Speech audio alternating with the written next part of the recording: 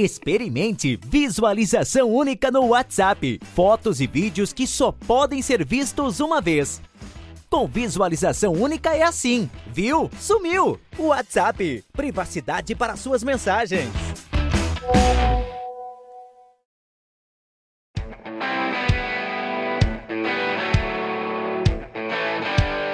Bem-vindo ao Leadercast, um podcast para quem quer saber mais sobre liderança.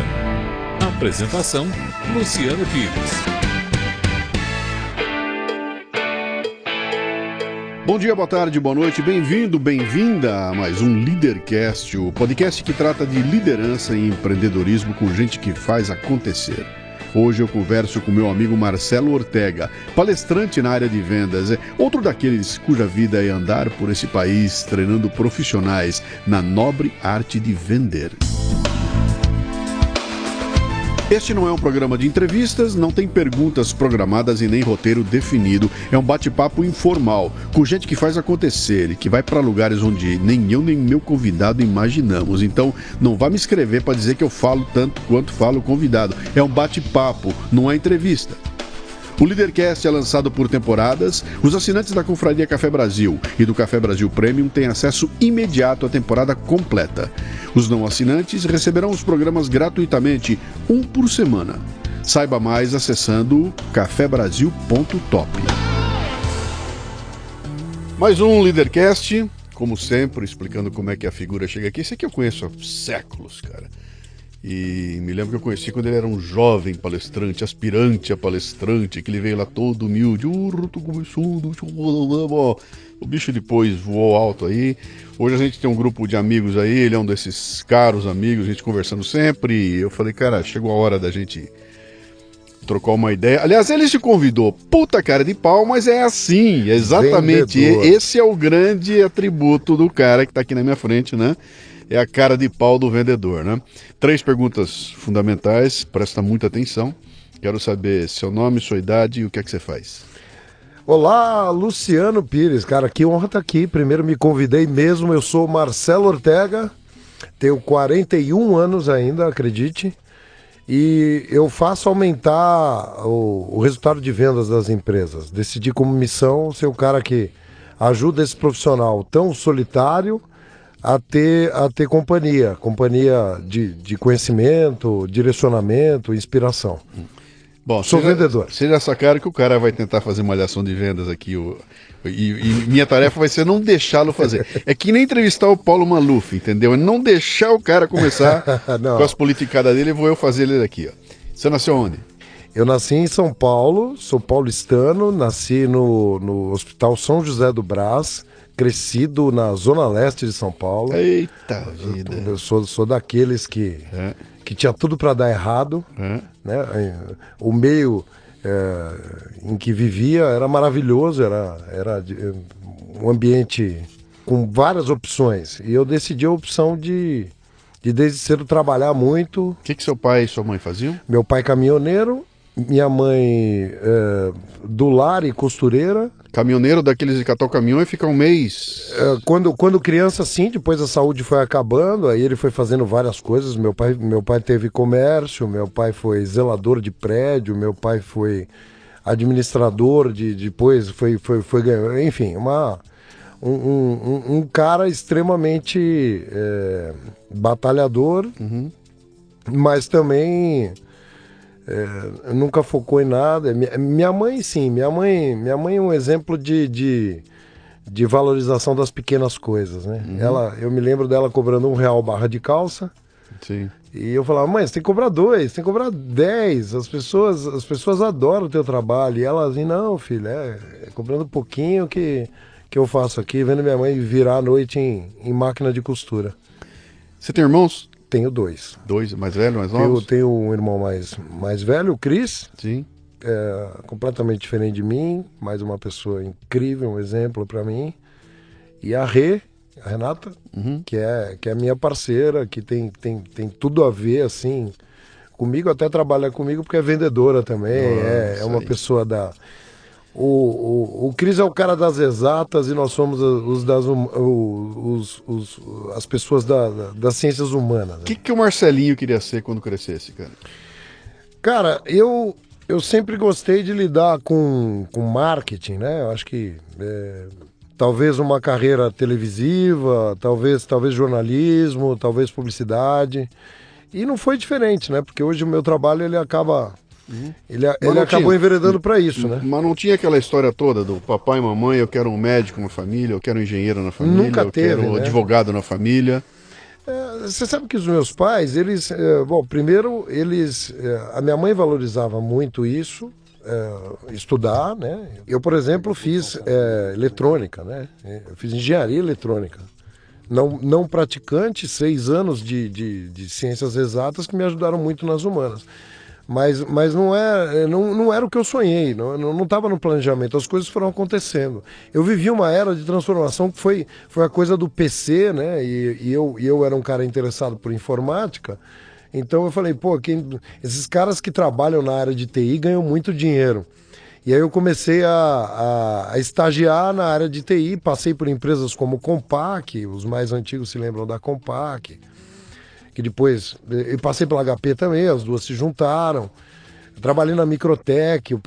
Quando eu fazia estágio de informática, o computador mais moderno e portátil pesava 32 quilos, que era o XT-PAC da Microtech, com tela de fósforo verde, e ele tinha um processador de 1.47 MHz. Que ano era isso, você lembra?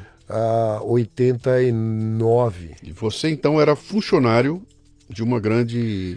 Eu era estagiário nessa época, eu estava terminando, eu estava ingressando na universidade, e eu precisava, para concluir o curso técnico, né? Era a minha transição, eu precisava fazer um estágio. A universidade foi de quê?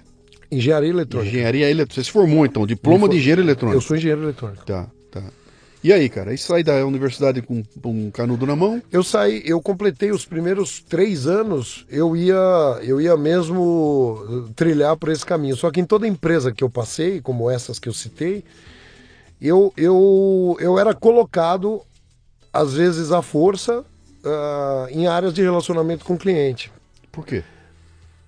Porque os caras que passaram na minha vida como mentores, como chefes, eles olhavam e falavam, esse cara está no lugar errado. Eu não tinha muita paciência com o laboratório de eletrônica, nem com ambientes de produção. Mas eu me dava muito bem na hora de lidar com o cliente, negociar tempo de projeto, cuidar de áreas de pós-venda. Vale lembrar que antes, para pagar esse tal colégio e essa faculdade, eu sempre fui vendedor. Então eu comecei vendendo doce na rua, aos 11, 12 anos de idade, quando com meu avô eu construí um carrinho e morava aqui muito perto do teu escritório, aqui na Chibarás.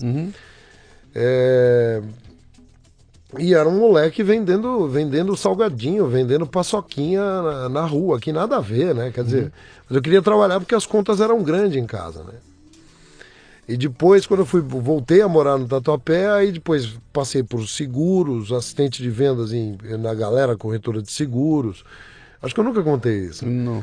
Eu fui nem pra você, nem pra ninguém. A galera aqui do Raio X aqui. Bem-vindo ao Leadercast. Eu nunca contei isso. Depois eu fui vender instrumentos musicais, porque eu como músico, eu e meu irmão, a gente toca violão desde moleque, eu tocava bateria, só que nunca tive grana pra comprar bateria. Meu pai também não. É um instrumento relativamente caro, ou era, né?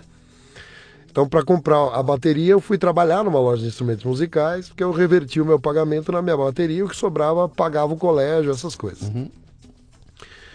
Então essa passagem por vendas, ou sempre apoiando vendas, quando eu cheguei na grande empresa, credenciado para ocupar um cargo executivo ou um cargo de produção, perceberam que eu tinha traquejo, era comercial. E aí eu caí em vendas. A minha preocupação com vendas era como a de todo mundo, né? Como é que eu vou pagar minhas contas, como é que eu vou viver nessa área? Só que aí eu desenvolvi rapidamente gastrite, quase úlcera, aprendi a... Aonde isso? Aonde isso? Nas várias empresas ou teve uma? Teve uma que você entrou e falou, cara, essa é a grande, é aqui que eu vou fazer minha carreira, é aqui que eu vou... Eu senti mais isso, Luciano, quando eu saí da grande empresa, porque depois eu ainda passei pela Ericsson, voltando para São José dos Campos, onde a minha família tá e vive, né? Que era um sonho trabalhar ali, né? Pela estrutura da empresa, pela experiência internacional que eu teria. HP foi muito importante, falei, pô, aqui eu vou... Mas eu não me encaixava no mundo corporativo como ele é, em essência, né? Ele é um mundo muito estressante ou cheio de politicagem, o que enche o saco, né? Nosso amigo Max Geringer disse que é a comédia corporativa, né? A comédia corporativa. Para tomar uma decisão, você tem que copiar 200 caras no mesmo e-mail.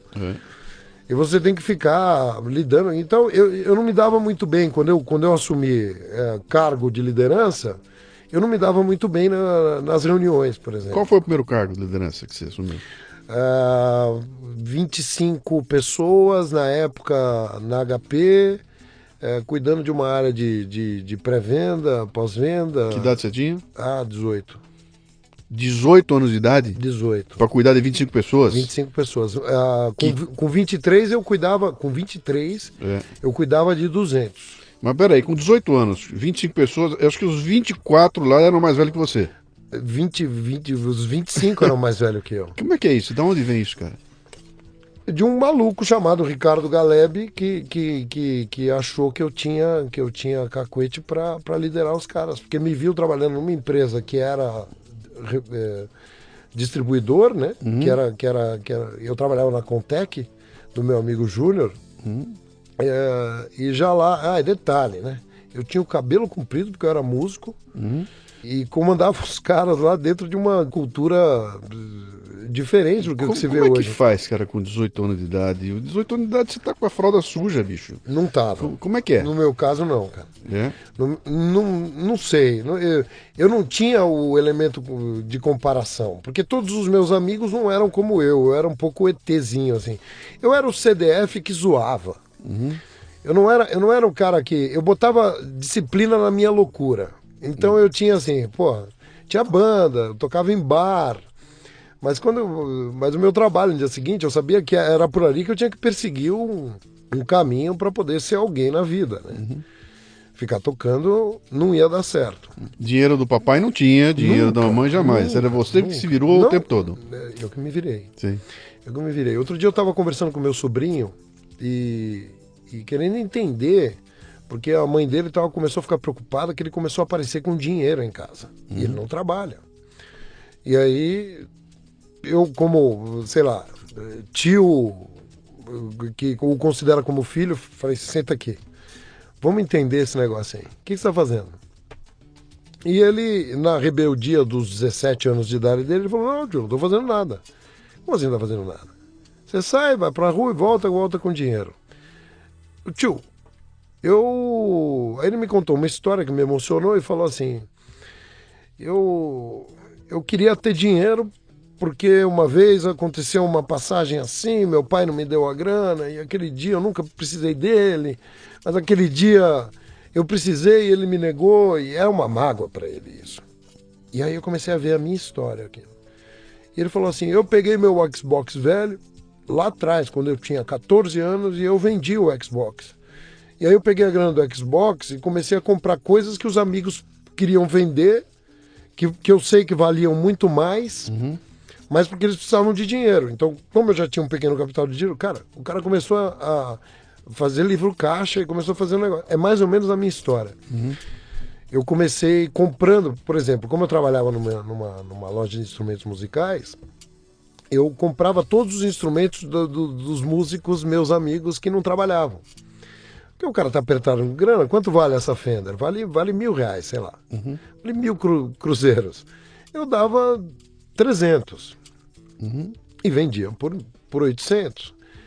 Então, não tinha o dinheiro do papai. Eu aprendi a ser vendedor, a ser um empreendedor lá atrás. Eu comecei a guardar dinheiro, comecei a juntar, comecei a ter... Eu pagava minhas coisas e tal. Então, foi assim, aí eu me identifiquei na história do moleque. Falei, putz, a história se repete. O que foi uma tranquilidade pra gente, né? Porque eu falei pra minha irmã, falei, ô Rê, tá tudo bem. Ele só é um vendedor. E um cara com fome. Acho que um cara com fome. A maturidade veio cedo porque eu precisei. Senão eu estaria num mundo pior. O que é um cara com fome, bicho? É um cara que tem primeiro algumas dificuldades e algumas frustrações muito fortes, né? Porque você vê no meio que você vive. Eu estava lendo hoje um negócio do Antônio Hermílio de Moraes falando que eu não criei meus filhos com ar-condicionado e nem com sistema de calefação, que é para não mostrar facilidades, né? Não ter nada, é um cara com fome. Por exemplo, eu adoro contratar vendedores que têm necessidades, que têm... Você contrata um cara querendo, por exemplo, precisando trocar de carro, é ótimo, porque você descobre um motivo dominante para ele se superar. Se você contrata um cara que não tem dificuldade nenhuma, o que não tem plano nenhum, a chance desse cara dar errado, principalmente em vendas, é muito grande. Porque ele não sente necessidade. Eu já tive vendedor que fala, eu vou fazer isso para complementar a minha renda. Não, muito obrigado. Eu preciso de alguém aqui que esteja aqui precisando da renda, precisando comer com esse negócio, precisando mudar de vida. Né? Fala uma coisa, e aí você seguiu na empresa. Aí eu quero chegar no momento do... Esse momento é incrível. Então, mas hoje só para quem está nos ouvindo aqui, não sabe, a maior parte do tempo do Marcelo hoje é palestrando para empresas e fazendo workshops na área de vendas. Exatamente. Então, existe um momento em que você olha para aquilo e fala, pô, cara, acho que eu posso palestrar, virar palestrante pode ser um bom negócio para mim, né? Como é que é? Me conta como é que chegou nesse momento aí. Bom, vamos lá. Eu vou resumir um pouco, mas sem perder a riqueza de detalhes. No ano de 98, talvez 10 anos depois, ali, 89, eu estava em Tranar, 10 anos depois, já está atuando em vendas. Eu fui trabalhar numa empresa... Que idade você tinha, em 98? Eu tinha... em 2000 eu tinha 24 anos. Que é quando eu desligava, tinha 200 caras subordinados, eu dava treinamento de vendas para revendedores, HP, por todo o Brasil. Já estava num palquinho ali. Já tinha um palquinho para você. Era um palquinho ruim, né? Porque era um palco técnico, era um palco e sem nenhum preparo. Sim. Aí apareceu uma oportunidade que eu encontrei, que eu criei também, que eu me convidei, que foi representar uma empresa dos Estados Unidos, sair da multinacional e entrar num segmento que naquela época poucos estavam vendo como uma oportunidade de negócio, que era o bug do milênio. O bug do milênio foi o negócio que mudou a minha vida. Você acredita, cara? Eu acredito, bicho. Eu tava numa multinacional. Sim. E, cara, os caras fizeram um estardalhaço. Faz ideia, teve um projeto, botaram uma equipe, fizeram uma equipe, mas, cara, era um negócio... Tinham países que mandavam para as pessoas, por exemplo, eu tive um sócio depois que a filha dele nasceu na Austrália, porque ele morava lá na Austrália quando nasceu a filhinha, e a Austrália mandou para o Brasil um kit de sobrevivência ao bug do milênio. Tinha alimentos. Só pra gente retomar aqui, tem gente que talvez esteja escutando, ou porque é jovem demais, ou porque não mergulhou nisso aí. Mas o bug do milênio foi na virada de 1999 para 2000, quando aconteceria aquela virada do 999 pro 000, né? Na verdade, do 99 pro 00. Do 9... Porque ele não considerava o 1900. Ah, sim, tá certo. 99 pro 00. Sim. Poderia virar 1900. Sim, então, havia uma ideia de que o impacto dessa mudança, dessa virada, no parque tecnológico movido por computadores, que entende 0099, sistemas de informação em geral. Os computadores iam olhar para aquilo e falar, virou e volta tudo para 1900 e não entende que vai para 2000. No Réveillon, Copacabana Palace, 31 de dezembro de 1999. Passou o Réveillon lá, aproveitou e tal, não sei o que. No dia seguinte você vai embora. Provavelmente você ia, se o sistema não tivesse correto, você ia ter 99 anos de hospedagem, né? Sim, porque você estaria. Você entrou em. Mas aí os caras disseram que podia cair avião, cara, que ia cair avião, que ia dar um shutdown, que ia fechar tudo, e criou-se um apagão gigantesco. Apagão gigantesco, e criou-se uma indústria em torno do bug do milênio.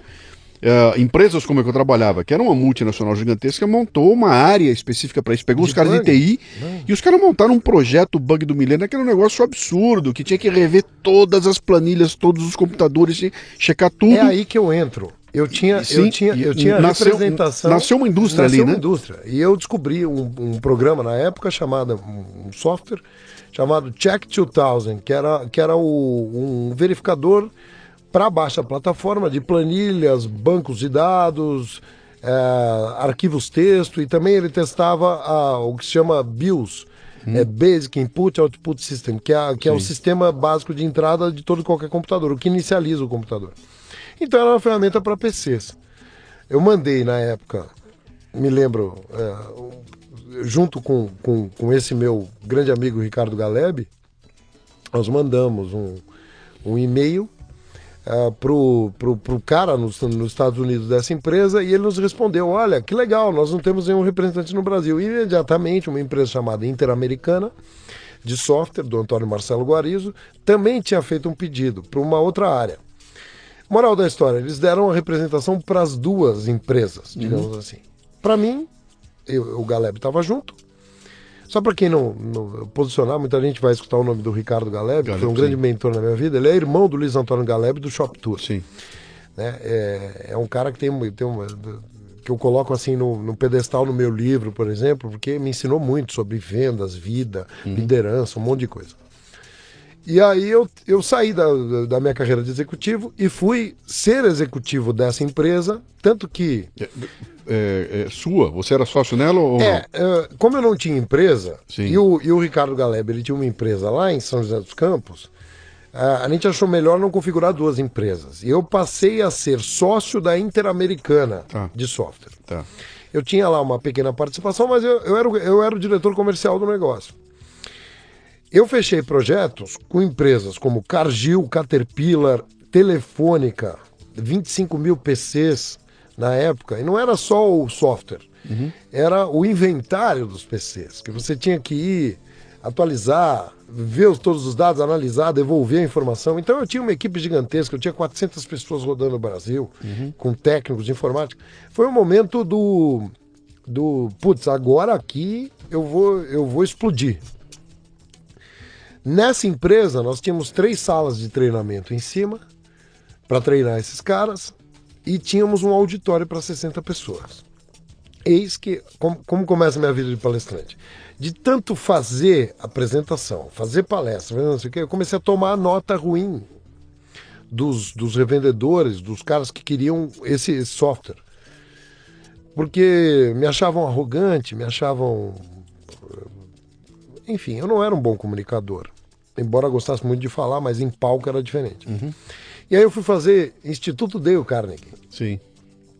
Vai lá aprender a falar em público, como apresentações de alto impacto. Fui lá, fiz o curso do Dale Carnegie. Fiz um e comecei a fazer outros. Porque eu achei mágico o negócio.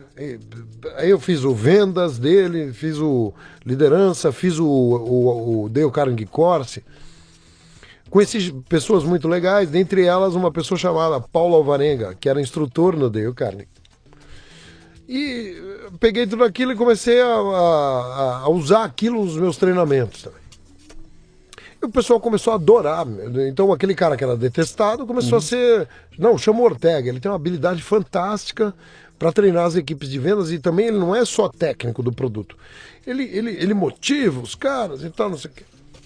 Bom, 2001, 98, 99, teve o bug e tal. 2001, vou fazer o quê? Só vamos fechar só o bug. Vira o ano, não cai avião nenhum, não acontece incrível. Nada. Porque trabalhei direitinho. Mas mas são dois lados.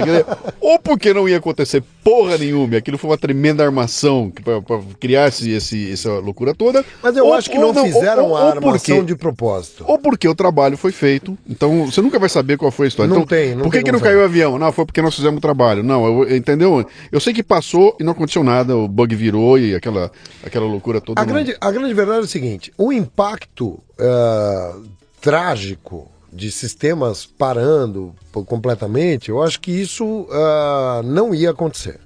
Não ia cair um avião. Até porque o avião não depende do dia que ele está voando, pelo amor de Deus, né? Quer dizer, então eu não sei mais que dia cai. A não ser que truncasse uma ou outra coisa lá, talvez fosse... Mas realmente o problema existia. Existia, tanto que a gente simulava situações de teste, né? É o tal rollout do sistema. E tinham algumas linhas de produção, por exemplo, que paravam de emitir nota fiscal. Caminhões poderiam ficar parados em algumas expedições, porque o cara não conseguiria emitir uma nota fiscal com uma data retroativa e tal. Então, existia o problema. Se foi inteiro corrigido de uma hora para outra, o que eu fiz de inventário, eu cito a Telefônica, que foi o meu maior case. 25 mil PCs que eles não sabiam onde estavam, certo? Nós temos 25 mil. Só como é que você vai saber? Solta um software para rodar na rede, com quem ele tá? Porque aquele cara, o usuário, como se chama em TI, é que precisava colocar os dados dele ali e tal. Então, esse foi o gancho que eu tive. Foi um momento de crescimento, trabalhei que nem louco também. Foi muito bom financeiramente, só que chegou em 2001, eu de repente me apaixonei por um negócio chamado treinamento. E eu não tinha mais saco para ficar conduzindo reuniões comerciais na Interamericana, ou com quem quer que seja, ou com... Fui 3 vezes para os Estados Unidos, os caras queriam que a gente continuasse com outro software aqui. Eu até continuei durante algum tempo, só que eu abri a Oxigênio do Brasil Treinamentos. Trouxe o cara do Dale Carnegie, o convidei, né, para ser sócio do negócio. Ele tinha já experiência, eu queria aprender aquele negócio. E, para minha surpresa, eu comecei a dividir palco com ele rapidamente. Nessa época eu conheci a Ana, da Palestrarte. Sim. Ela pode comprovar toda essa história que eu estou contando, porque ela me conhece desde então. E o meu objetivo não era ser palestrante. Primeiro porque nem existia muito essa... Ficavam alguns caras ali, né?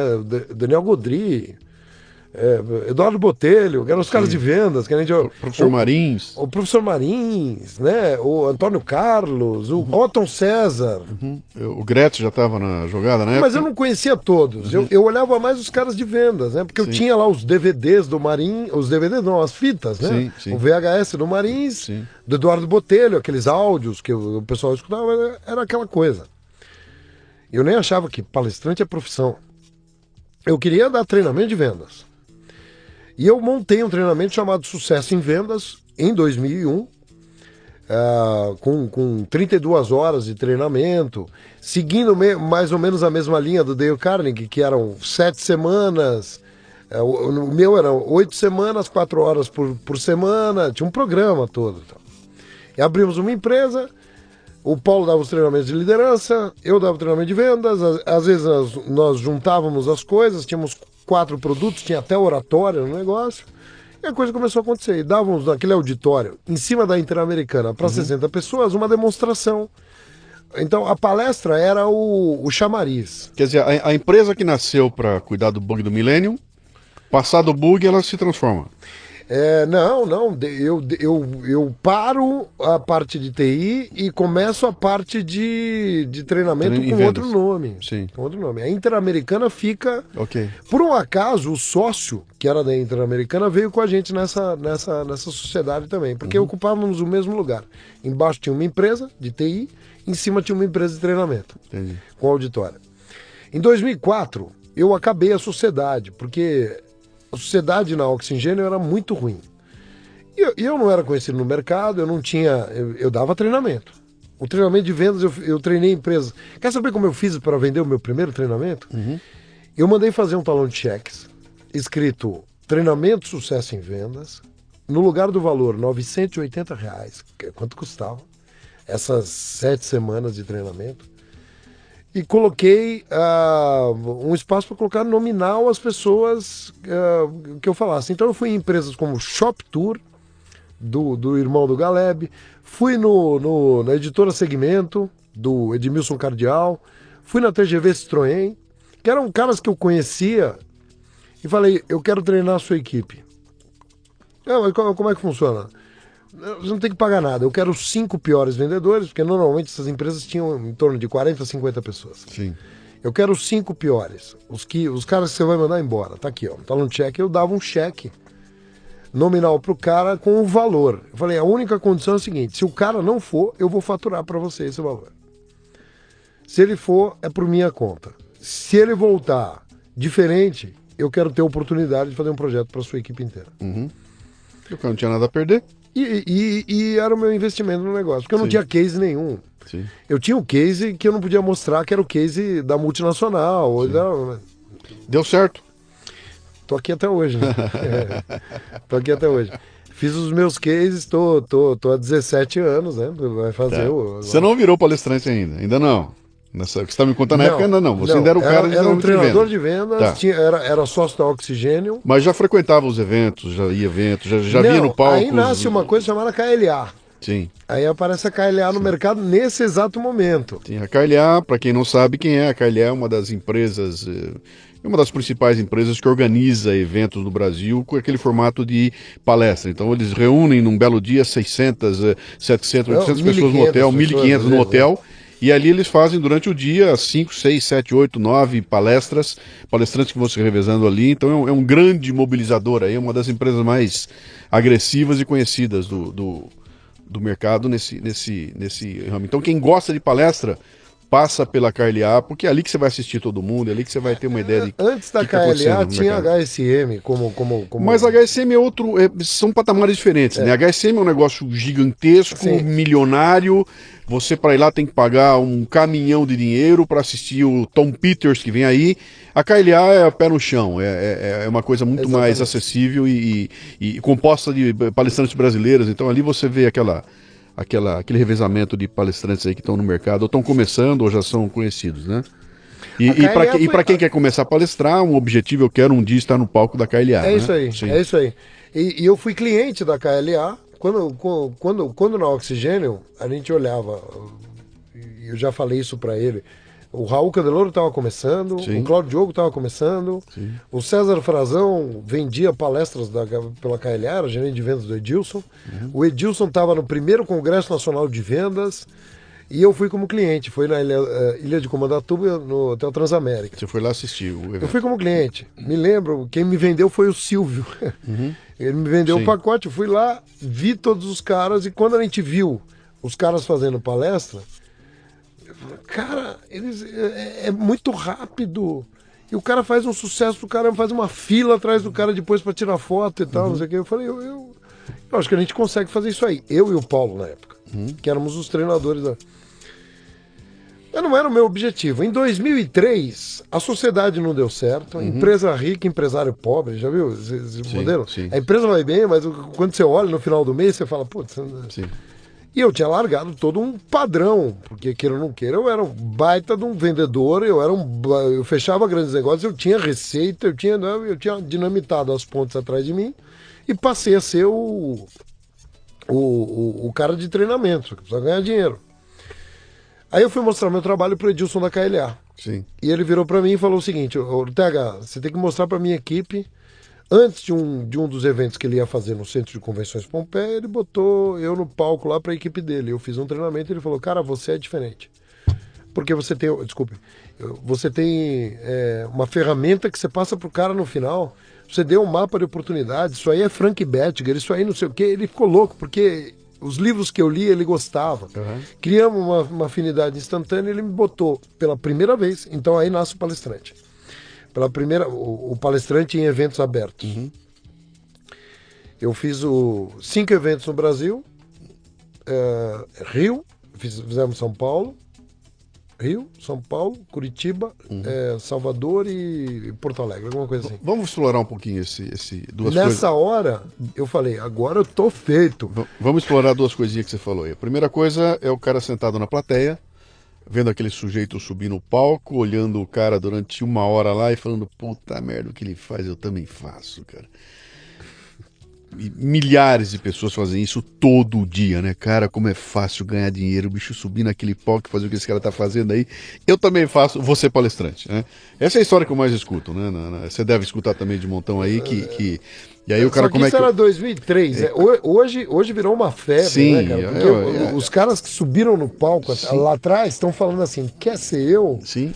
É aquela história, né? ou é Uber ou é palestra, porque o que eu faço agora na vida? Perdi meu emprego, eu vou fazer palestra ou vou dirigir um Uber, virou isso aí, né? É o coach. Como se fosse simples, como se fosse fácil, como se fosse aquela moleza. O cara subiu lá, falou meia dúzia de porcaria e resolveu, né? Quando você olhou aquilo e falou, cara, dá pra ser profissão? Foi um momento que você viu em Comandatuba lá, que você olhou aquilo e falou, cara, eu acho que isso pode ser uma profissão. Eu nem olhei aquilo como profissão naquele momento. Eu gostei do efeito... Show. O músico apareceu, falou, olha aí, então, o lado cara. músico, né? Eu olhei e falei, poxa, foi legal, o Tejon tava nesse evento. Quem mais tava nesse evento? Como é que chama? Do Sandoval, do Grupo Silvio Santos, estava nesse evento. Então, mas eu vi alguns caras começando ali e falei, pô, eu consigo fazer isso. Mas o meu foco naquela época era fazer a Oxigênio dar certo. E a gente ficou 3 anos trabalhando de fim de semana até... Eu fazia 3 turmas por semana de treinamento de vendas. Era muito prazeroso. Eu estava com 25 anos. 24, 25 anos. Eu estava voando. Eu usava terno e gravata para mostrar para as pessoas um pouco mais de senioridade. Sim. Porque o pessoal olhava e falava assim, o que esse garoto tem para dizer para mim? Sim. Pegava gerentes de vendas que a empresa obrigou o cara a estar lá no meu treinamento. Sim. E o cara olhava e falava, meu Deus. Esse moleque vai... Quer dizer, eu tenho de vendas o que ele tem de vida. E eu enfrentei todas essas plateias e todos esses Mas caras... Mas então, me fala lá no dia, quando você, o Edilson fala muito bem, você vai entrar, você está no nosso evento, nós vamos fazer vários Não, ele eventos. não me botou no evento, você acredita que ele fez comigo? Ele fez um roadshow, Marcelo Ortega e Ana Maria Leandro. Não foi num evento... Você não está entendendo. Não. Aí eu falei, agora eu me fiz na vida, porque o cara não soltou um evento... Sim, 15 caras e você no 15 meio, caras não? Não, era eu encerrando o evento e a Ana Maria Leandro, que depois foi substituída pelo César Frazão, que começa exatamente nesse mesmo momento. Eu e o Frazão temos o mesmo tempo de mercado. Eu tenho essa história está aqui no... Só que eu fiz, Luciano? Isso era 2004, quando eu começo a fazer os eventos. Eu não tinha livro. Eu tinha um manual de treinamento chamado Sucesso em Vendas, um Troller, que era o carro que eu tinha na época, e era o meu escritório, o Troller e o manual. Nesse momento eu falei, cara, agora eu vou investir nisso. Criei site, criei não sei o que tem, comecei a gravar coisas, comecei a fazer Clube do Vendedor, com o Martim na época. Eu tava fazendo um monte de coisa. E a minha carreira não deslanchava, a ponto de eu conseguir ganhar dinheiro, como as pessoas acham que é fácil. Como ganhar 6 mil, 10 mil, 15 mil numa palestra, eu falando 2 horas. Eu tinha 48 horas para falar, porque eu dava treinamento de 48 horas, 32 horas. Mas eu tinha que condensar e fazer em uma, e agradar, e ser percebido e tal. Eu quebrei em 2005 de uma maneira incrível. Tipo o Brasil agora, assim, né? Eu tinha ido bem, capital bug do milênio, comprei meu apartamento, comprei a casa da minha mãe, comprei o carro e tal, não sei o quê. 2003, a Oxigênio não foi muito bem, empresa pobre. 2004, agora eu vou fazer palestra pela KLA. Fiz lá umas palestras, não é que isso me deu dinheiro, mas me deu visibilidade. Achei que eu ia ter pelo menos 10 palestras 4 palestras por mês, pra mim tava bom. Sim. E não tinha. Nessa época aí que eu comecei a entender, opa, esse negócio não é bom. Em 2005, eu refinanciei meu carro e fiquei devendo o apartamento inteiro. Eu refinanciei o meu carro da minha mãe 2 vezes. Certo? Eu falo isso com orgulho, porque 2006 eu casei. Só Deus sabe como, né? Pô, mas aquele cara que vende sucesso não é sucesso? Não era. Eu dava minha palestra para falar de sucesso em vendas, mas eu não tinha visibilidade no mercado, marca ainda, força para vender o que eu precisava. Então aquele negócio começou a me... Até que aparece uma coisa chamada ideia de escrever o livro. O livro muda a minha história. Hoje, todo mundo também, vamos combinar, né? Fazer livro hoje, o cara banalizou. Mas eu tive recusa de editoras menores e acabei sendo escolhido ou aceito pela editora Saraiva. E quando eles publicam o meu primeiro livro, publicam o meu segundo livro, minha carreira começa a ter um direcionamento diferente. Quer dizer, o livro foi o... Definitivo. Foi o momento... Isso em 2000 e... A KLA é definitivo para eu dinamitar as pontes em 2006. Os livros em 2006. Então nós Por falamos exemplo, de 11 anos. eu comecei a fazer atrás. 40 palestras em 2006 por causa do livro, no ano. 40 no ano. Eu queria 4 por mês, tirando as duas pontas. Quer dizer, era aquela velha fórmula. Você lança o livro, você começa a criar autoridade em cima de um determinado assunto. No teu caso era vendas, né? Como era o nome do livro? Sucesso em Vendas. Sim, então nasce aí o autor do livro Sucesso em Vendas, está aqui o Marcelo Ortega. Então cria-se aquela autoridade, que é uma fórmula antiga, né? E a partir dali as pessoas começam a querer te ouvir, etc e tal. E aí você começa a fazer a roda girar. Era um modelo que funcionava muito bem 10, 11 anos atrás, quando o livro era livro, quando o livro era livro. Hoje em dia, esse negócio virou de ponta cabeça, né? Porque Mudou hoje tudo. O cara olha assim, você falar que tem 10 livros, hoje em dia é assim, tá bom, você e um monte de gente tem 10 livros. Só que as pessoas não entendem a diferença de um livro para o outro. Que tem gente que faz o livro em casa. O cara imprime, nada contra quem faz isso. Eu acho que é uma estratégia. Mas não tem mais a autoridade e o... livro virou cartão de visita, cara. Virou cartão de visita. Aqui, ó, tá aqui você meu é cartão de palestrante, visita. tá aqui meu cartão de visita. Então é difícil. Antes não, só quem sabe quer escrever o trabalho que deu para fazer esse primeiro livro e o que ele me proporcionou. Sim. Agora, o que aconteceu? Com o surgimento de mídias sociais, essa coisa toda no meio do caminho, o livro acabou que foi meio que implodido. Existe ainda isso. Se você conseguir acertar na veia e fizer um livro legal, e esse livro for abraçado e ele explodir, teu nome vai parar lá em cima e você vira de novo. Sim, como a gente vê hoje, numa esfera até de jovens que então, mas aí é aquela história. O que é? Hoje tem livro vendendo em monte, é um youtuber, cara. Você tem um youtuber, tem uma blogueira com 22 anos de idade que faz um baita sucesso no YouTube e aí faz o livro dela e coloca o livro ali. Então, do YouTube foi pro livro. Houve uma inversão de jogo aí, né? Essa inversão tá vendo também pro nosso mercado. Então, e o que eu queria estressar com você é essa coisa, quer dizer, esse modelo ainda do faça o livro, cria a tua autoridade em cima de alguma coisa, aí você vai explodir, é um modelo que ainda existe, ele pode ser utilizado, ele pode ser feito, mas ele já não dá mais...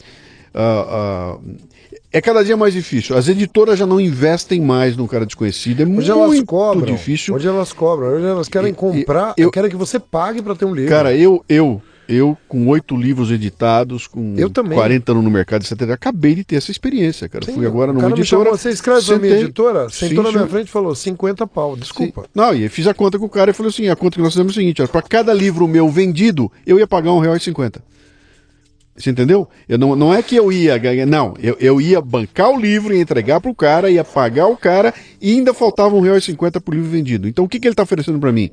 É uma coisa que acontece conosco. Vem fazer a palestra de graça aqui, porque vai ter um monte de gente vendo você. Exato. E aí, no meio tem algum contratador que pode te contratar. Ele esqueceu que você é o Luciano Pires, tem 200 coisa. anos de estrada. E pedi mais uma coisa, olha, eu não pago táxi, não pago a comida, não pago hospedagem, vem, você paga tudo. Isso. E pode falar no meu evento, que aí em troca as pessoas vão te ver e vão te contratar.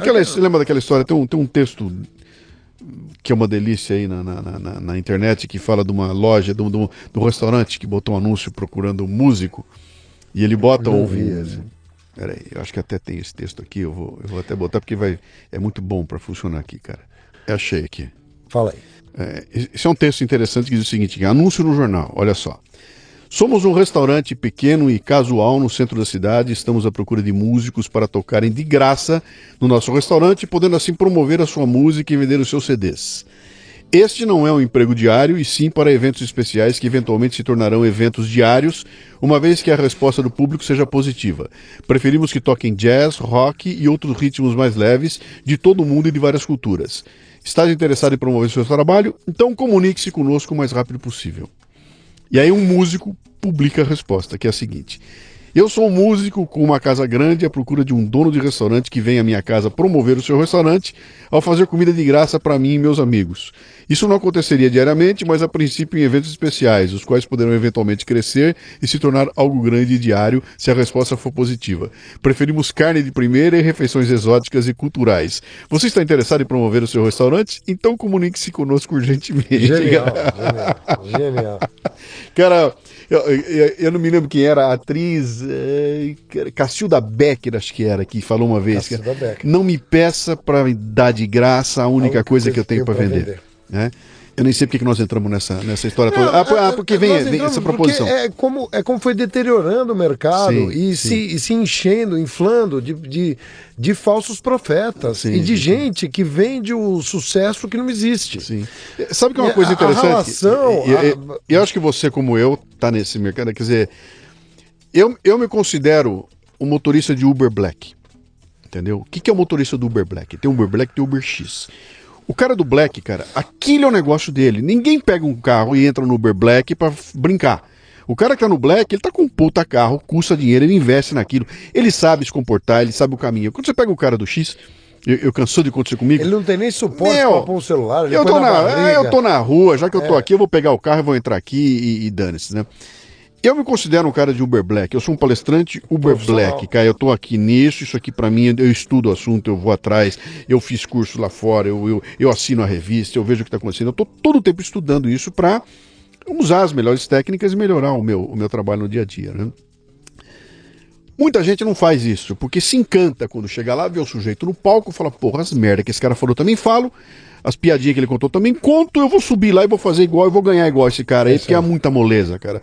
Ficar no palco 1h30, ganhar 6, 7, 8, 10, 15 conto, né? O que aconteceu ao longo do tempo é que nos Estados Unidos, quando esse negócio, que é o grande modelo do negócio de palestra, quando esse negócio de palestra cresceu barbaramente nos Estados Unidos, eles entraram numa trilha de profissionalização que é um negócio espetacular. Você vai lá, tem a Associação Nacional dos Palestrantes, você tem 3, 4, 5, você tem os caras se reunindo, tem revista publicada, tem um monte de coisa que aconteceu. Os birôs são altamente profissionalizados lá fora, e isso nunca aconteceu no Brasil. Já era para ter acontecido, porque... Já houveram tentativas, sim, né? Sempre desandou. Ela nasce e cai, nasce e cai, nasce e cai. Então, a gente nunca conseguiu profissionalizar esse mercado de palestrante no Brasil. Então, por um lado, isso é ruim, porque a gente não consegue ter aqui... Os grupos que existem de troca de ideias são grupos que surgem por afinidade, não tem nada... Não, você não consegue, eu quero ser palestrante, onde é que eu vou buscar? Não tem um lugar, na Associação Nacional dos Palestrantes para te dar orientação, não tem nada disso, né? Então o que acontece? Isso dá espaço para aventureiro que não acaba mais, cara. Que o cara fala: pô, o que esse cara faz eu faço também, vai lá, pega um livro, copia o livro, faz alguma coisa, entra, sobe no palco, cobro 3 contos lá e vou lá fazer e vou arrebentar. E o Brasil, esse é meu diagnóstico, tá? O que nós vimos acontecer? Se você fizer uma pirâmide dos palestrantes no Brasil, você tem o topo da pirâmide. Onde estão os caras que são os bambambam do mercado, que ou é cara que tá aí há bastante tempo, ou é cara que tá na mídia, ou é cara que virou queridinho e que tá lá cobrando 30, 40, 50 mil reais, ou é uma celebridade qualquer.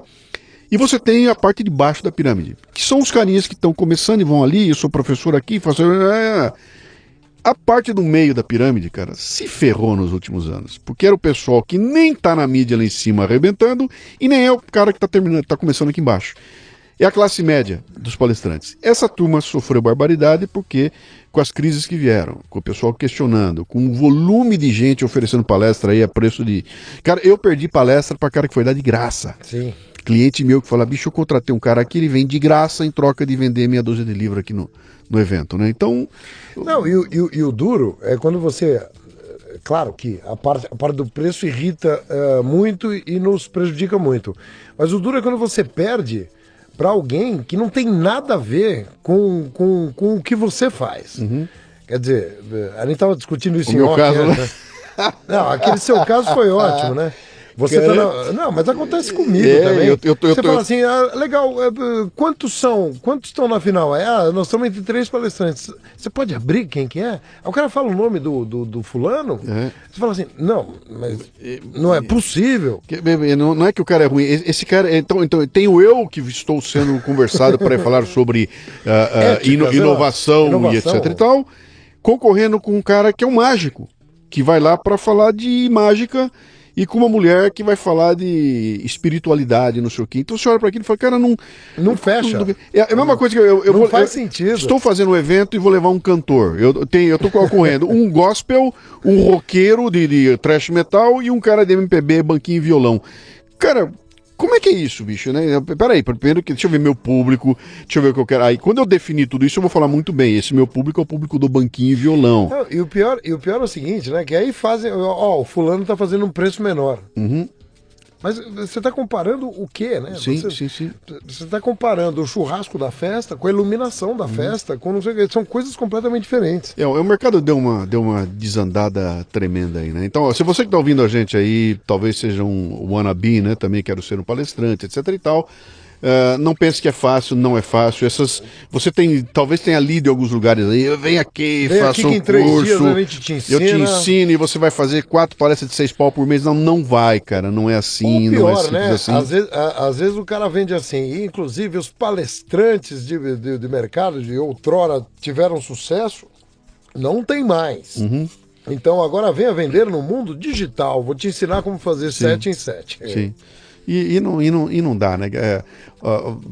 Olha, tem gente ficando rica no mundo digital. Quando eu falo, a comparação que tem que fazer é o seguinte: senta na frente da TV Cultura e assista uma apresentação de uma orquestra sinfônica na Sala São Paulo, e depois vá até a Sala São Paulo e assista a mesma apresentação ao vivo.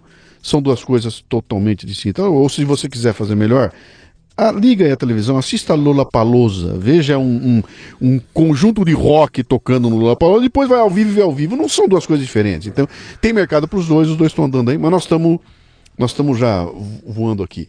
Volta lá atrás para o teu negócio lá. Então você quebrou e você olhou e falou, cara, acho que esse negócio de treinamento e palestra...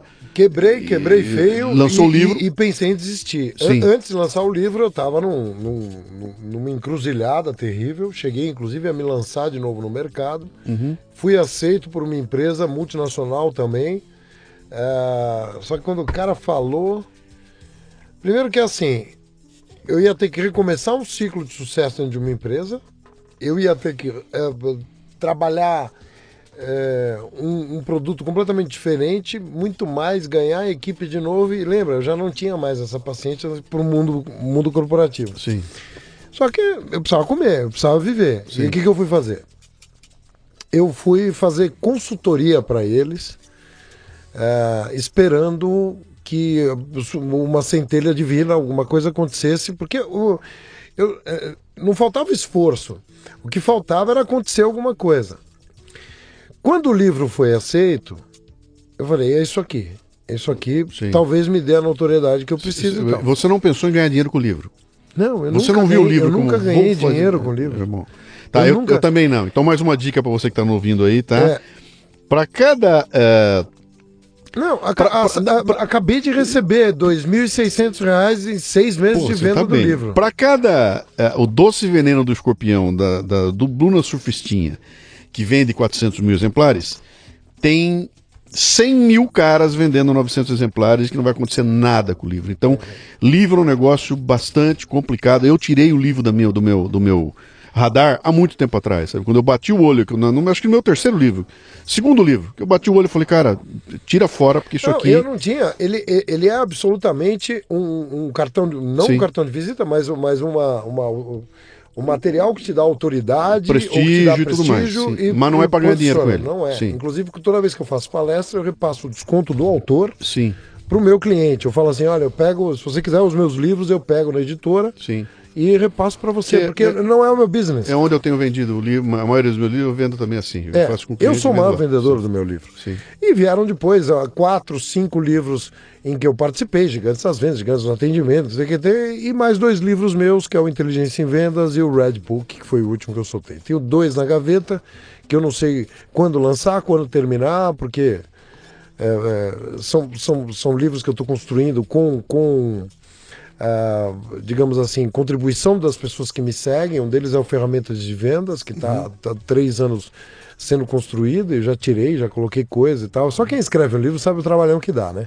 E você estava chamando a atenção para um negócio que é um modelo novo que está vindo aí, que eu não sei direito qual é. Sabe? Esse modelo do escreva um livro, entregue para a editora imprime aquele negócio de papel que vai lá, isso aí morreu. Acabou, já era. Acabou. É outro caminho. Publisher, aí você tem para mim o caminho é o caminho de, sabe, de pegar esse esforço todo do livro e soltar essa coisa. Eu estou fazendo uma série de experiências, sabe, de pegar o que seria um capítulo do livro e transformar num e-book que é distribuído, aí você pega o retorno desse e-book, dá uma bala nesse e-book, aumenta o e-book, uma hora lá na frente, eu quero fazer o que fazia a Enciclopédia Conhecer, cara.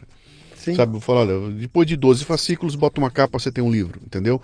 E em vez de vender um livro por R$40, eu vou vender 12 fascículos a R$10 cada um.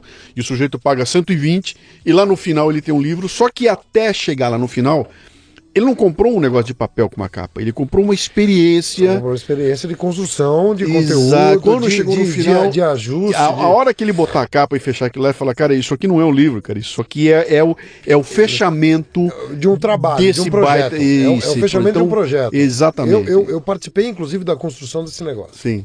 Essa é a ideia, entendeu? Eu falei, acho que é para aí que vai, para esse lado que vai, né? Mas hoje, quando é que o negócio de palestra se fala, bicho, é isso aí? Isso. Quando 2005, eu quase desisti, mas aí eu olhei para mim e falei o seguinte, quer saber? Eu tenho que persistir. Se eu falei isso minha vida inteira para os caras que estavam ali e tal, eu tenho que persistir. E aí apareciam pedidos de palestra naquela época, eu cobrava R$5.000, era a minha palestra. Apareciam pedidos de R$2.000, como eles aparecem até hoje, é incrível, né? Sim. Estavam menos, agora na crise, nos últimos 3 anos, 2015, 2016, agora 2016, eles aparecem, é incrível.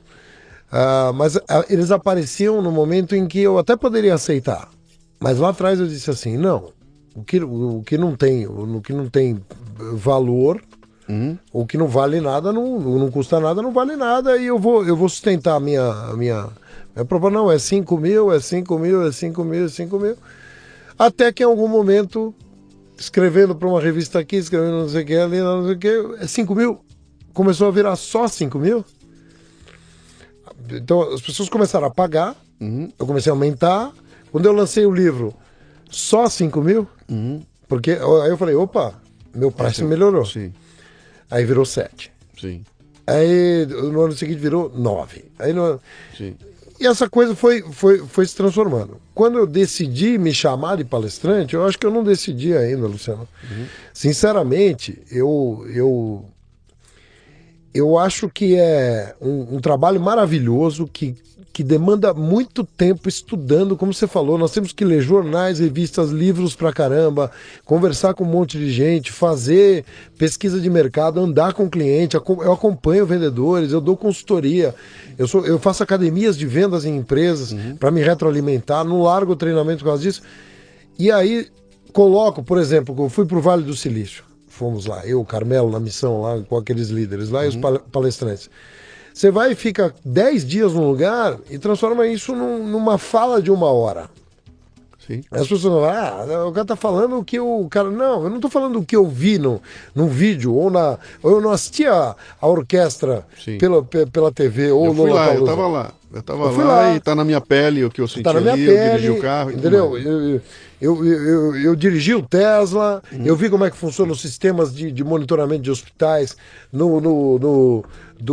de Los Angeles, naquele complexo maravilhoso do Cedar Sinai. E agora eu vou contar para as pessoas o que eu vi e vou passar pela minha lente, entendeu? A minha palestra Sucesso em Vendas, em 15 anos, ela teve... no mínimo 150 modificações. Assim, eu pego os slides do primeiro modelo e pego de hoje e falo, é outra palestra, porque eu sou outro hoje também. E você vai nessa ascendente maravilhosa até 2008.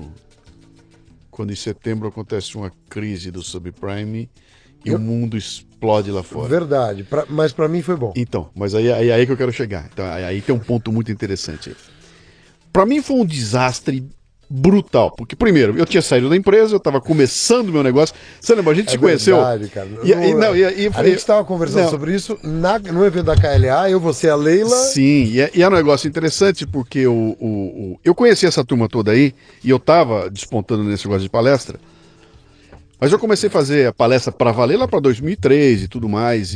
Aliás, a minha primeira experiência foi num evento grande, foi um evento do Irineu Toledo, feito lá numa casa de shows aí gigantesca, nem tem mais o Via Funchal, acho que era. Via Funchal ou 3 mil pessoas, Via Funchal, 3 mil pessoas na plateia, um negócio louco, todos os grandões lá, de Chine a Chique, a professor Marins, e eu no meio daqueles caras, eu era um dos palestrantes ali, né? E eu faço a palestra, eu termino, os 3 mil estão em pé aplaudindo, e a hora que eu tô saindo pra coxia, depois de mim entrava o Marins. E o Marins é um cara que eu admirava. Sim. Eu me lembro do primeiro palestrante que eu vi, foi ele, lá nos anos 80 e tudo mais, que eu olhei aquilo e falei, cara, que loucura. Legal. E a hora que eu cruzo com o Marins, ele passa por mim e fala assim, muito bem, rapaz. Muito bem, rapaz. E ele entra com o povo em pé me aplaudindo na minha saída, né? Ele, muito bem, rapaz. Eu falei, porra, acho que eu... Agradei. Acho que dá pra eu fazer esse negócio aqui, né? Mas era uma situação interessante, porque até 2008, e isso foi 2003 a 2008, são 5 anos, onde eu circulava meio que ali no meio, mas eu não podia me mostrar pra ninguém, eu não podia fazer propaganda, eu não podia dizer que eu era o palestrante, porque eu era diretor de uma puta multinacional. Então a minha experiência como palestrante era aquela, eventualmente... Se você se lembrar, nós te convidamos para fazer parte de um programa de TV que sim, nós o Chapéu Pensador. O Chapéu Pensador. Sim. E você falou, não posso aceitar, porque eu ainda tô... Claro. Eu visto a camisa Dana. Como é que eu vou aparecer na televisão falando, viva, me contrata? Você não dava. Então eu fiquei preso até 2008. Em abril de 2008 eu saí da empresa e falo, bom, cara, se preso eu já fiz esse puta barulho, agora que eu soltei, eu vou explodir. E montei um projeto, saí, montei o Café Brasil Editorial, essa é uma editora, já lancei 3 livros. Em abril, em setembro, crise do subprime. E aí foi um desastre, que pegou meu avião subindo, cara. Eu tava tirando o avião da pista, com todo o motor a toda força, os caras me cortam combustível. E aí foram 2 anos de pavor, cara. E agora que eu quero esse raciocínio que eu quero botar você, porque isso vai ser legal pro pessoal que tá ouvindo aqui. O que pra mim foi um pavor, porque o mercado pararam de contratar palestra naquilo que eu fazia, sim, que era tratar da questão de, vamos pensar, julgamento, tomada de decisão, que é uma coisa muito mais esotérica. Para os caras que trabalham com vendas, foi uma maravilha, porque, bicho, o mercado caiu, que tem que vender. E agora eu vou treinar meus vendedores. Então, cadê os caras de vendas? E para a turma de vendas, o que foi crise para uns foi oportunidade para outros. São os anos que eu dei um boom. Uhum. 2008 eu fiz 90 eventos. Sim. Né? Então, do 2006, 40 para 90 é sim, bom demais. Sim. E num valor muito maior. Sim. E 2009 eu fechei contratos de academia de vendas com grandes construtoras, uhum, porque era o boom do mercado imobiliário também. Sim. Então, quer dizer, tinha uma crise instalada numa parte do negócio, mas bens de consumo, por exemplo, os caras estão vendendo imóvel como nunca se viu, uhum, com linhas de financiamento, crédito, as grandes construtoras fazendo, o Centro-Oeste, Águas Claras virou a Dubai brasileira, sim, de tanto empreendimento não tinha como, tanto que era uma bolha mesmo, porque depois aquele negócio virou, compramos tanto, vou vender vai alugar para quem? Não tinha, só tinha investidor naquele sim, negócio. 2010 eu fiz 143 eventos. E nesse momento eu falei, estou acabado. Uhum. Não quero essa vida para mim. Uhum. Estranho, né? Quer dizer, você vai perseguindo um... Vamos explicar para a turma aí. Vamos explicar qual é a encrenca. A encrenca da vida do palestrante é a seguinte... É a brincadeira que a gente faz, cara. A palestra eu dou de graça, eu cobro pelo deslocamento. 143 palestras no ano. É não ficar em casa. É não parar em casa, é é fazer aqueles bate-volta maluco. Eu vou até Belém, faço a palestra e volto. Exato, Então, exato. Não, e depois eu vou para Manaus, porque eu com filho pequeno, eu queria ver meu filho. Então eu cheguei a fazer evento em Belém, voltar para São Paulo, e ir para dormir, brincar com ele de manhã e sair para Manaus. Sim. Então é bem complicado, não é? A turma fala, pô, onde é que você vai? Tô indo fazer a palestra em Comandatuba. Pô, que maravilha.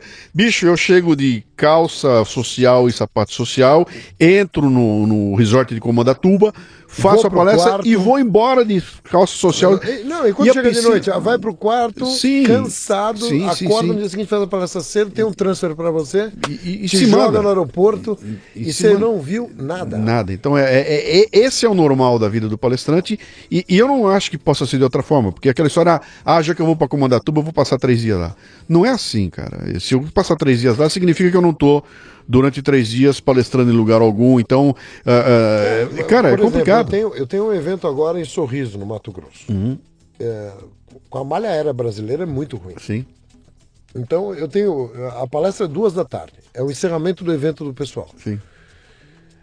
O voo que tem é às 2 da tarde. Sim. Então, tenho que ir num dia antes, às 2 da tarde, fico lá o dia inteiro. Sim. Faço a palestra no outro dia às 2 da tarde e não posso voltar, porque não tenho voo. Eu acabo de vir de Nova Veneza, em Santa Catarina, que para poder... Foi isso aí, cara. Eu fui num dia, passei o dia inteiro lá, no dia seguinte fiz a palestra, continuei lá e voltei no dia seguinte. Então são 3 dias para fazer uma palestra.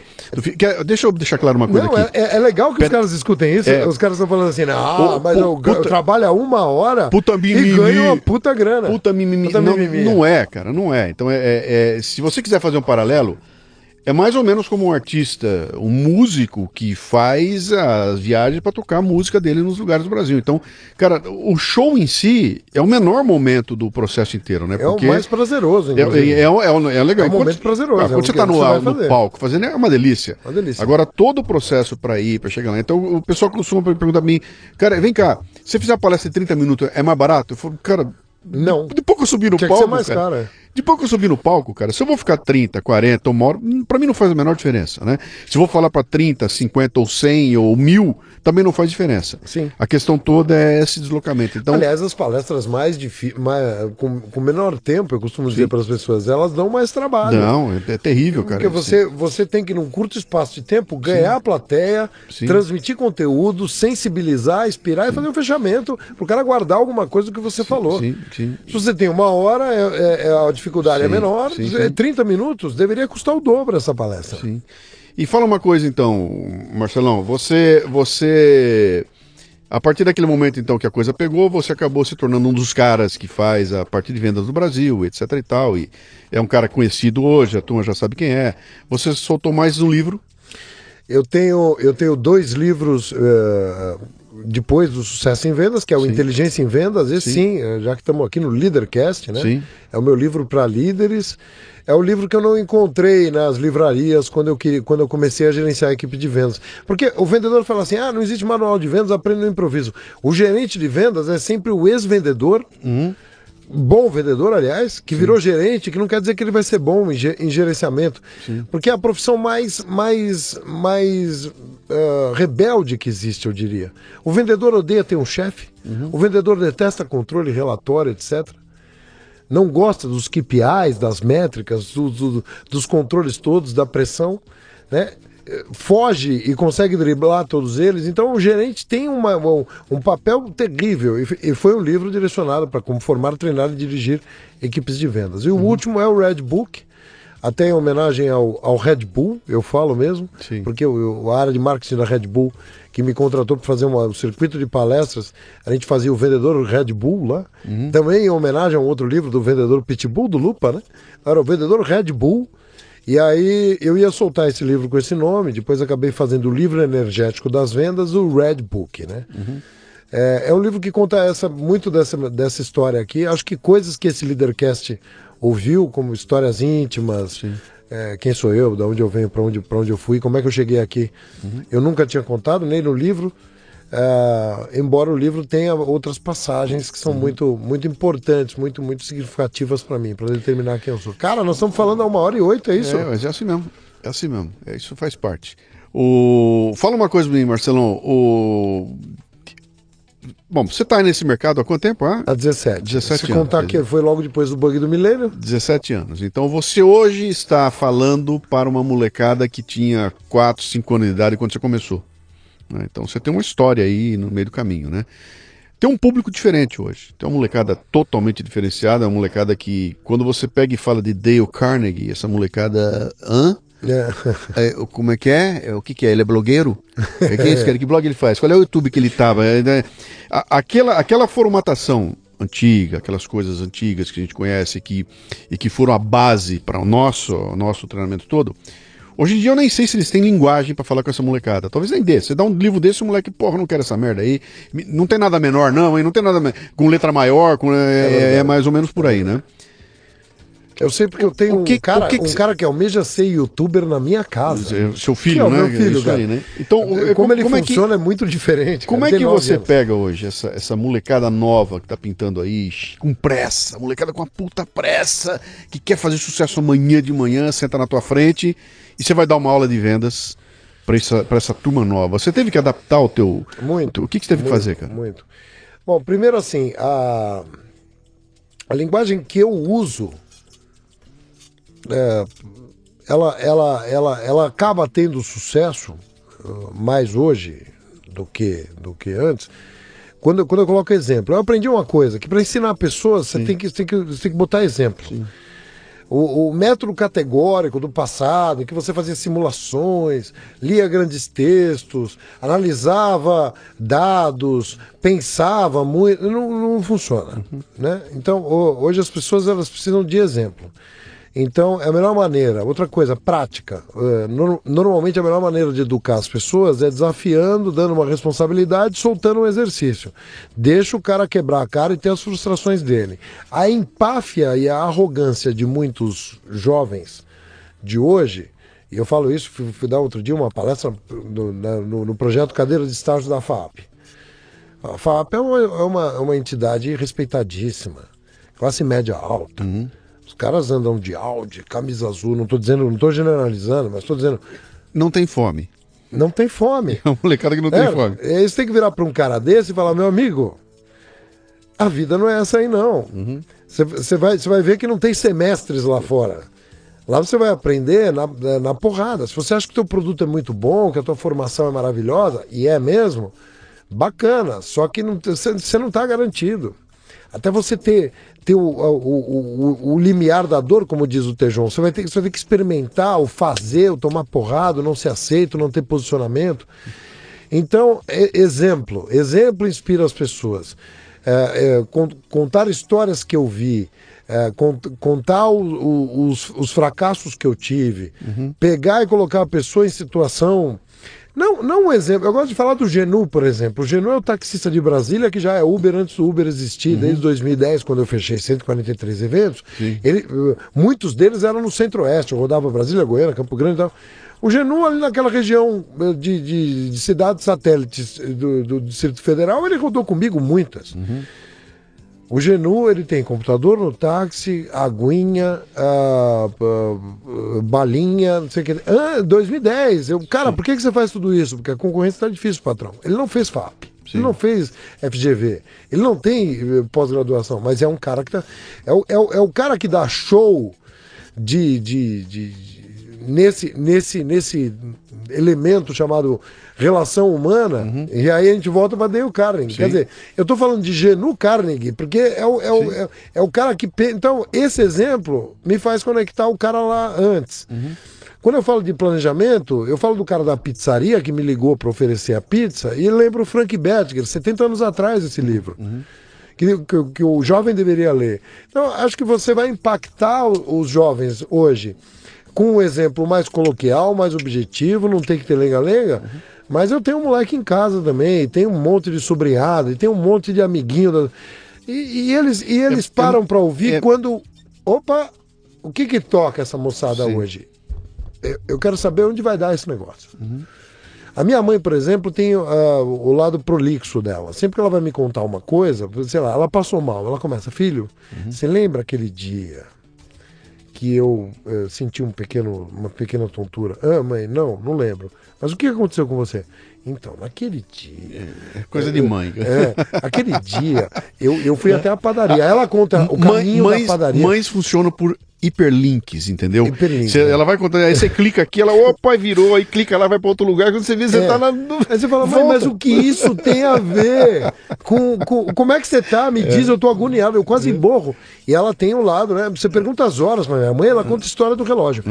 É o que não vai funcionar. Se o cara quer ter sucesso nesse segmento, primeiro porque a gente vive hoje um mundo que tem que durar 5 minutos. Qualquer grande conteúdo dura 5 minutos. No YouTube, mais do que 5 minutos não tem acesso. Para nós, palestrantes, é o mundo do TED, né, cara? O TED que chega... Aqui, ó, 15 minutos, hein, cara? Dá o teu recado em 15 minutos aí e acabou. E nós fizemos juntos o exercício nos nossos eventos, de falar 20 minutos. Tirando um ou outro... É isso aí. Acho que a gente consegue. Fala um pouquinho aí, quem quiser te encontrar, quem quiser saber do Marcelo, quem quiser saber do livro, como é que faz? Meus livros têm de estar nas livrarias, sim, mas você encontra ele no meio digital aí, Sucesso em Vendas, Inteligência em Vendas e Red Book. São os 3 filhos pródigos. O Sucesso em Vendas é o que mais repercutiu. Teu site qual é? marceloortega.com.br. E tem as redes sociais também. Com meu nome, sempre com meu nome. Certo. Ortega, o vendedor é o cara que não deu certo em outro lugar e foi para vendas? Não, o vendedor somos todos nós. O vendedor de mão cheia é o cara que aprendeu a usar todo o pensamento estratégico e toda a habilidade de relação humana para gerar empregos para dentro da empresa dele. É o cara que se orgulha, bate no peito e fala, eu distribuo riquezas, eu aumento a empregabilidade das pessoas, eu fomento felicidade por onde eu passo, eu ajudo as pessoas a ser mais felizes. Esse é o vendedor.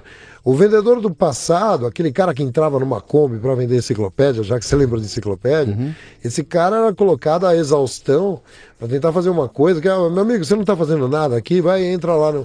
Hoje em dia não é assim. Hoje em dia o cara que contrata vendedores, ele olha, salvo alguns segmentos, mas ele olha se o cara tem ou almeja ter formação acadêmica, ele olha se o cara tem um nível cultural adequado com o produto dele. Pô, eu fiz uma palestra para Siemens outro dia, os caras são todos especialistas em genética. Os caras têm formação em célula humana, os caras entendem, porque trabalham com isso, trabalham com reprodução in vitro, outro trabalha com não sei o que, imagem.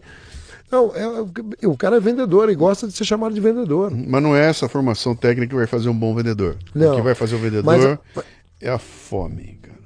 A fome. É a fome. E pode ser fome de comida, fome de conhecimento, fome de cultura. Se o cara não tiver fome, deixa ele com fome, deixa ele na rua para ele sentir fome. Talvez um dia já aconteceu comigo.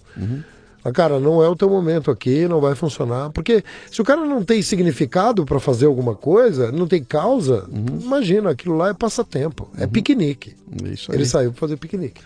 Grande Ortega, bem-vindo, obrigado pelo papo aí. Vamos continuar nos encontrando nos palcos da vida, né? Sempre juntos, cara. Você é uma daquelas pessoas que eu tenho muito orgulho de ter por perto, bicho. Obrigado. De coração. Falei coisas sobre mim e falo assim... acompanho as pessoas inteligentes. Como você fala como é que chama? Do cérebro que você fala? O que? Do fitness intelectual? Do que? Do cérebro que vai virar cérebro? Que vai virar cérebro.